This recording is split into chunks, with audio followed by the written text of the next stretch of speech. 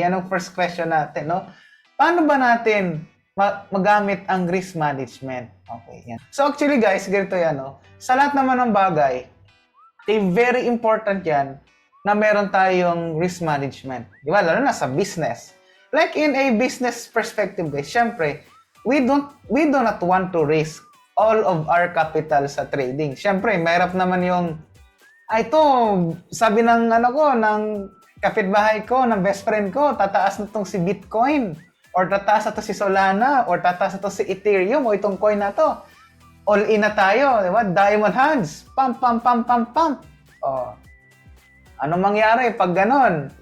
Diba? Pump, pump, pump. Pag walang risk management, kumbaga, pabugso lang ng damdamin. Basta kung okay to, okay yan. Trade tayo. So, pag ganon guys, no, mahirapan tayo mag-trade nun, di ba? So, gito yan guys, no, in risk management, iba kasi ang risk management sa spot market, no, sa futures, pati sa margin trading. Sa margin trading, iba na yon. So, we will not discuss the margin. So, we will discuss further. Dito muna tayo sa spot, pati sa futures. Okay. So, sa guys, no, sa spot trading, ang importante dyan, as a rule of thumb, okay, kumbaga dito, you must risk.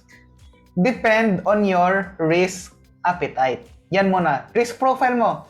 Kasi syempre iba-iba tayo ng personality. Merong, 'di ba? Merong ganitong trader na gusto aggressive. Kahit anong saway mo, gusto ko talaga maging aggressive. Gusto talagang atake talaga ako. I want to trade. Kumbaga gusto ko na may thrill. Okay? So may ganong klase ng personality ng trader.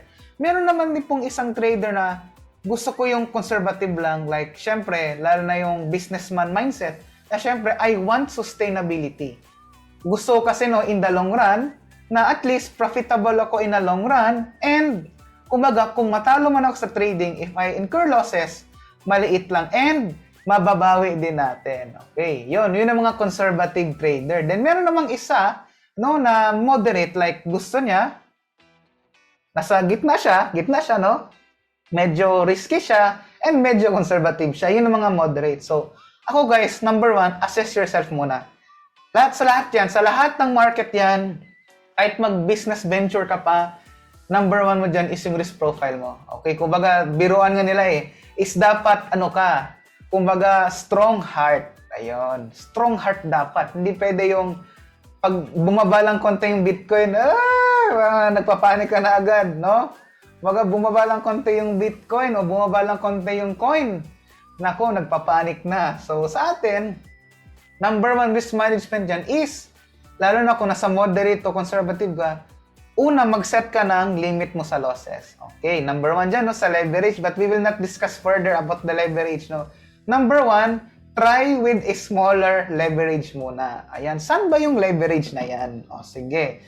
Punta tayo dito sa sa chart ni CoinX. Ayan, ibaba tayo dito. Ayan. Sige, mag-share screen ako, ha? Ayan. Okay. Mag-share screen ako. This is just an example lang naman, no, para at least makita ninyo paano tayo risk management. Ayan. Kung magte-trade, 'di ba?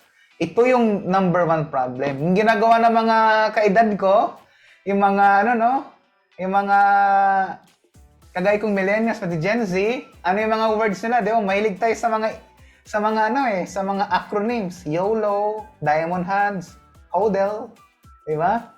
Anong ginagawa ng mga beginners, mga kaedad ko? Todo ang risk, 100% ilagay, mali, okay?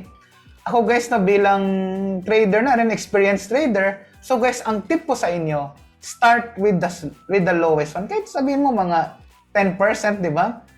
10 to 25%, no, that's enough. Wag yung papaabuti ng 50 or 100 kasi I will tell you, after na pindutin yan, makakaroon kayo ng high blood pressure, okay? 10 to 25%, that's enough. And also, rule of thumb there is, limit mo lang yung risk mo, 1 to 10% of your capital. Okay, 10% na yung pinaka-worst. Kung conservative ka, 25% naman if nasa moderate risk ka. Bakit guys, no? Kasi let's treat losses as our tuition fee sa market. I will tell you guys, no, kumbaga, losses are part of the game. Siyempre, kung marunong tayo magtipid ng loss, no, in the long run, I will tell you guys, makakabawi tayo in the market. Kasi remember, the market, more on statistics tayo. Wala tayong pakialam kung saan tayo dali ng market. Up, down, sa crypto market, no? Kahit pataas yan o pababa, like, parang nangyari ng 2021, di ba? Mataas yung Bitcoin noon due to the monetary policy printing, no? Nag-64,000 pa ang BTC. But ngayon, nasa 37, no? Ganun ka-volatile, no? Ganun kabilis yung paggalaw, no? Kung meron kang risk management, guys, parang mangyari sa inyo, immune ka sa ganung mga volatile movement. Okay, so yun guys ang ano ko risk management, 10 to 25%. Okay, ganun yan, and dapat immune ka, and I will tell you guys, kung mag-trade kayo, like parang wala lang, diba? Wala lang, kasi I will tell you guys, pag sanay na kayo sa risk management, I will tell you, like, masanay ka na lang, ay, na-stop loss na pala ako. So guys, nung pag na-reach nyo yung point na yan, na parang na-stop loss ako, okay, move on. Di ba? Parang tinitignan mo na lang yung stop loss mo, para na lang siyang resibo, di ba? Para na lang siyang resibo sa card. Oh, yan. Parang resibo na lang sa credit card yung loss mo. So at least, di masakit, di ba? Sanayan lang yan in the long run. Okay, ganoon yan. Kasi, I will tell you guys, pag sanay ka na sa loss, sanay ka na sa risk management, hindi ka mawo-worry.